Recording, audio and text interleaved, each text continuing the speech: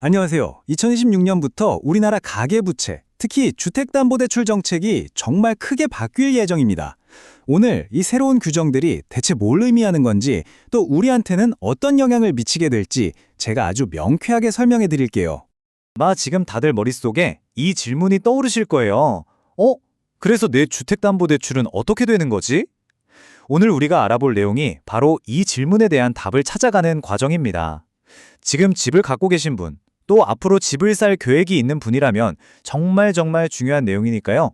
꼭 집중해 주세요. 자, 이 복잡한 얘기를 쉽게 이해하시려면 순서가 중요하겠죠? 먼저 왜 이런 변화가 필요한지 큰 그림부터 보고요. 그다음 핵심 규칙인 만기 연장 금지, 그리고 나는 예외가 아닐까 하는 세부 조항들, 또 규제의 빈틈을 막는 방법, 마지막으로 정부의 최종 목표는 뭔지 이 순서대로 한번 쭉 훑어보겠습니다. 네, 그럼 첫 번째 순서입니다. 큰 그림부터 한번 보죠. 아니, 도대체 왜 지금 이 시점에 이렇게 강력한 정책이 나오는 걸까요? 모든 것의 시작은 바로 우리나라의 가계부채 문제를 이해하는 데 있습니다. 자, 이 차트 한번 보세요. 이게 문제의 심각성을 그냥 한눈에 딱 보여주거든요.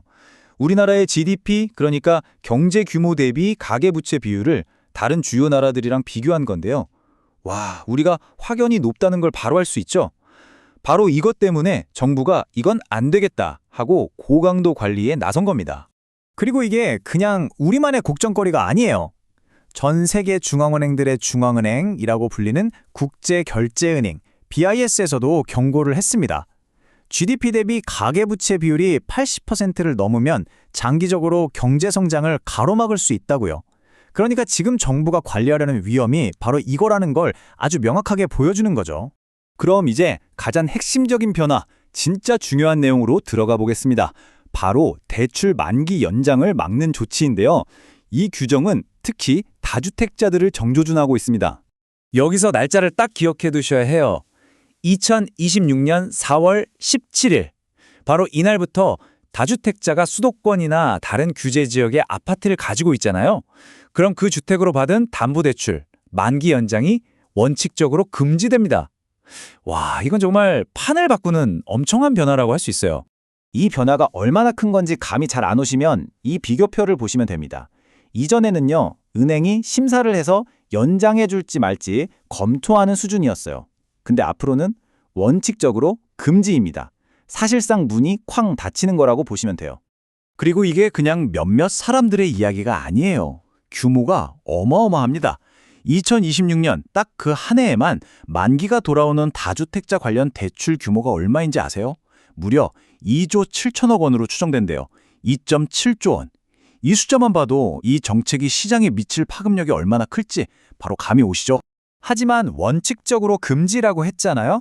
그 말은 예외도 있다는 뜻이겠죠. 자, 그럼 이제부터 세부 내용을 꼼꼼히 들여다보면서 혹시 나는 예외에 해당될까? 이 질문에 대한 답을 한번 찾아보겠습니다. 다행히 정부가 만기 연장이 가능한 몇 가지 예외적인 상황들을 만들어 뒀어요. 예를 들면 그 집에 세입자가 아직 살고 있다면 전세나 월세 계약이 끝날 때까지는 연장이 가능합니다.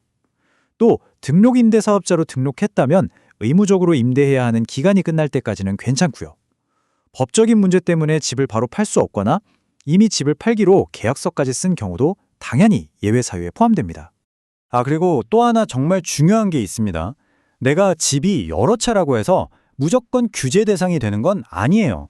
그러니까 다주택자인지 아닌지 판단할 때 주택수 계산에서 빠지는 집들이 있다는 거죠.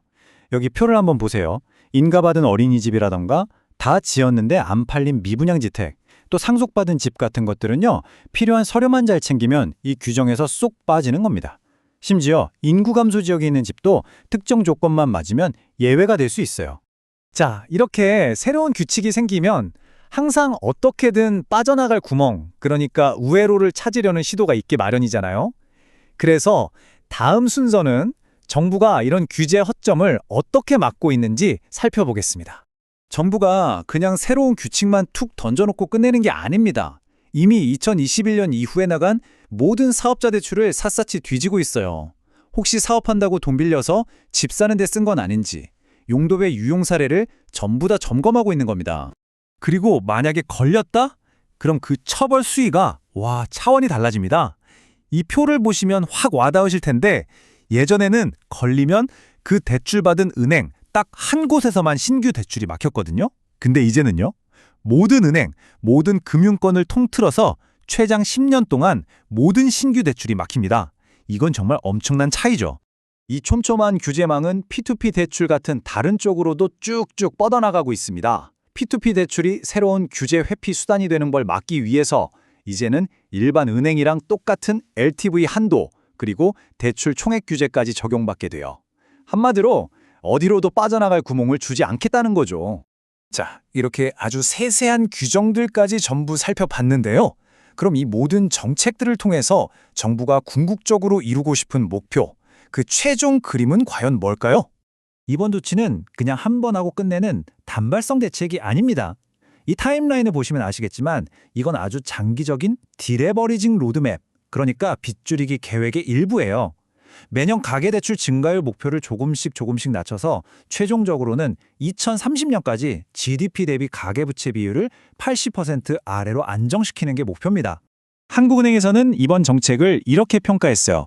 경제와 금융 시스템에 큰 충격을 주지 않으면서 진행되는 최초의 의미 있는 가계부채 디레버리징이다. 이 말은 결국 빚은 줄여야겠는데 그렇다고 시장이 와르르 무너지게 할 수는 없는 이 어려운 줄타기를 하고 있다는 걸 잘 보여주는 거죠. 그리고 이 모든 것은 결국 우리를 마지막 핵심 질문으로 이끌고 갑니다. 과연 정부는 가계부채를 안정시키는 동시에 부동산 시장의 연착륙까지 성공적으로 이끌어낼 수 있을까요? 이 두 마리 토끼를 동시에 잡는 것, 이것이 바로 앞으로 우리가 계속해서 지켜봐야 할 가장 큰 도전 과제가 될 겁니다.